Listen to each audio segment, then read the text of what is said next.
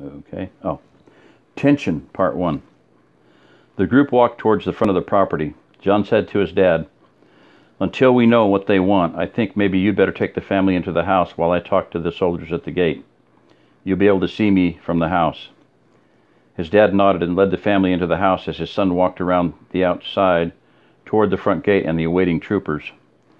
As he approached, he could see the men and their equipment looked like they'd seen a lot of use. He put out his hand and said, "Howdy, I'm John Horn. My daughter says you're asking for me?"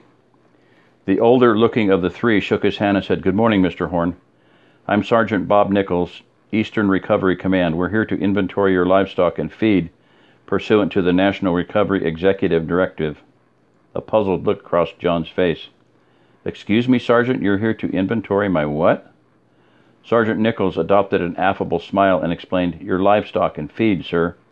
Under the powers of the National Recovery Executive Directive, all farms are to be surveyed to determine the extent of their surplus livestock and feed grains so they can be utilized in recovery efforts. Once your surplus has been determined, the Eastern Recovery Command will issue a requisition, determine the fair market value, and issue you payment for your products. Right now, we're just inventorying what is on hand, and the experts back at the HQ will then determine your surplus and cut the appropriate requisitions. Based on the size of your recorded acreage, this shouldn't take more than 20 or 30 minutes at the most and will be out of your hair." John let his voice take on a neutral expression. "I see, or at least I think I do. Sergeant, how are you defining what is and is not a farm?" "Sir, I don't get to define anything. A list was generated at the regional headquarters at Camp Blanding and sent down to the local HQ, a small portion of which was given to me. Your name is on the list as a farmer. I see a barn, pasture, and fields. Sure looks like you're a farmer to me." "Ah, so," John replied. "Then much is explained. Someone is obviously working with county records, which states our acreage and structures, and came to the probably not unreasonable conclusion that we farm for a living. Unfortunately, this is not true. My wife and I both work for the university. We don't sell any agricultural commodity products or anything else on the market, other than a few dozen eggs a week from my flock of yard hens. What with the weather and all, even they aren't laying like they should between my family. So between my family, the family we've taken in since the impact, and what we trade to the neighbors, even those are all used up. So whoever generated your list is mistaken." End of section. Ha ha ha. But I'm just kidding. Tension, part two, next section. "Yes, sir," the sergeant continued, "but the fact is you are on the list, which means I am obligated to inventory your livestock and feed. The experts back at the HQ will compare this to the number of people living here on the property and will then determine what your surplus is." "Sergeant," a note of determination crept into John's voice, "I've just explained to you that we are not farmers and we do not sell agricultural commodities. This is a private home, and what animals we have are for the consumption of my family, dependents, and immediate neighbors. Surely this executive directive you mentioned was not intended to be used to search the homes of private individuals to seize their private property." "Mr. Horn, I'm just a sergeant. I don't interpret policy, that's for officers, but I do carry out my orders, and they are to inventory your livestock and feed. I have my orders and the authority given to me by the regional recovery headquarters. I must ask you to cooperate, or at the very least to stand aside and not hinder us."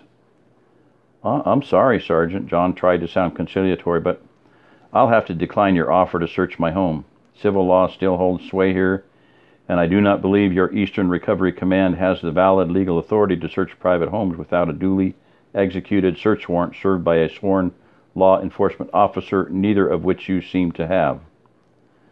"Mr. Horn, I have tried to be reasonable with you, but you are unwilling to cooperate. I have 30 other places besides yours to inventory before I can call it a day, and you're holding up the program. Allow me to make it plain for you.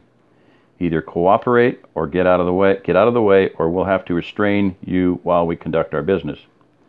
John was surprised at how steady his voice sounded as he spoke in a quiet manner to the trooper. "Sergeant, I presume that you are familiar with the Uniform Code of Military Justice?"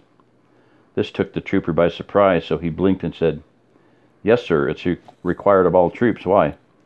"Then you are aware of the stringent requirements the UHCMJ places on disobeying illegal orders?"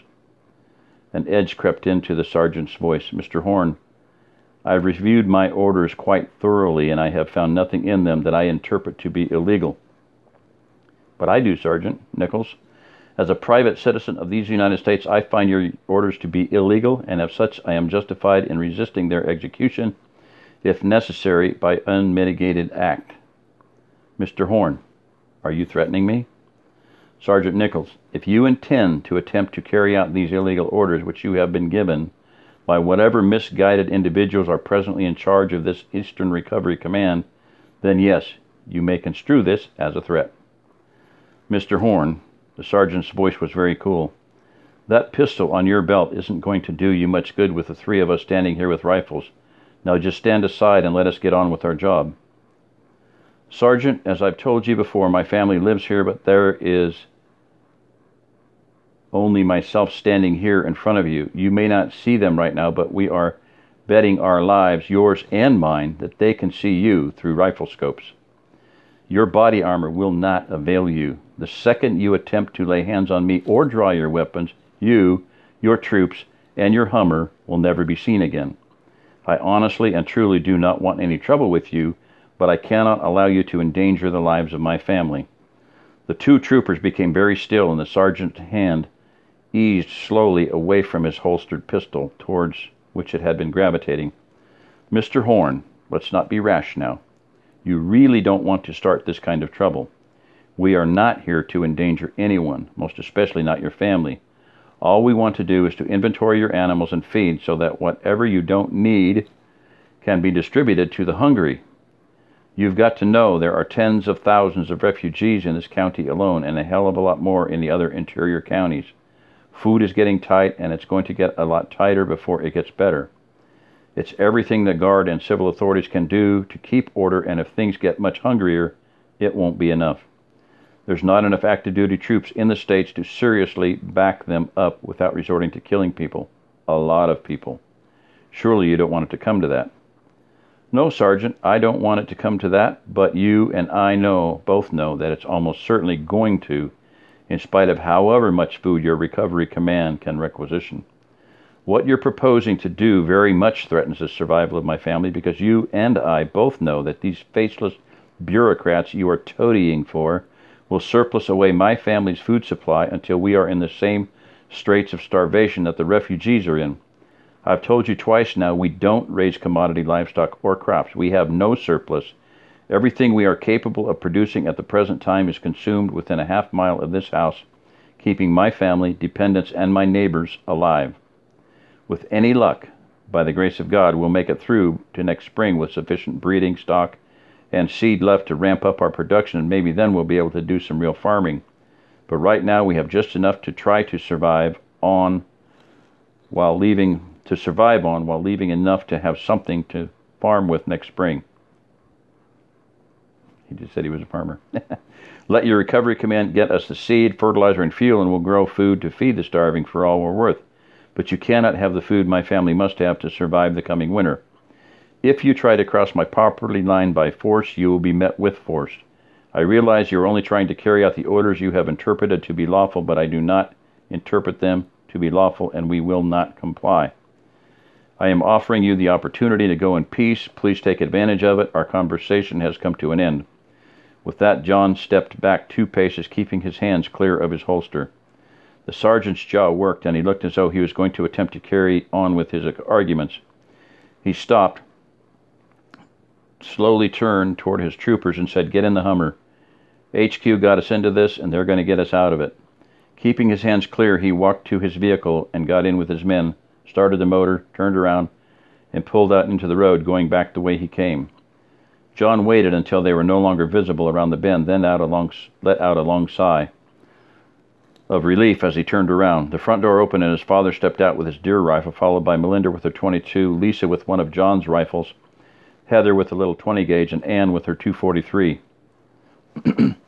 "I may have just gotten us into some deep shit," he said as he stepped up onto the porch.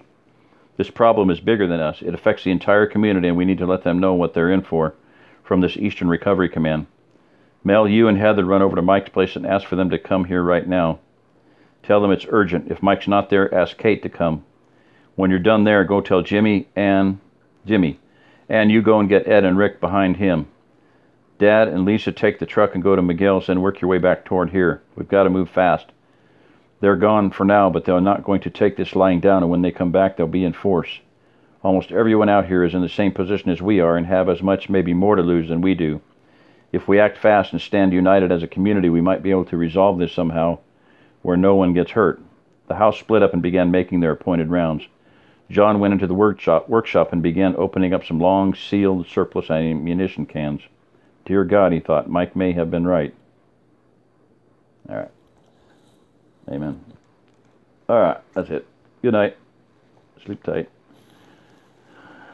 That's it. I'm tired. No preaching, no talking, no yammering.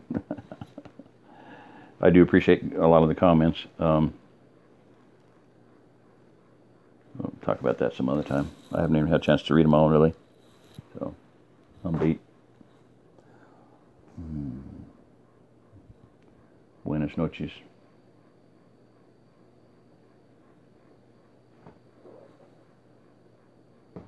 Good night.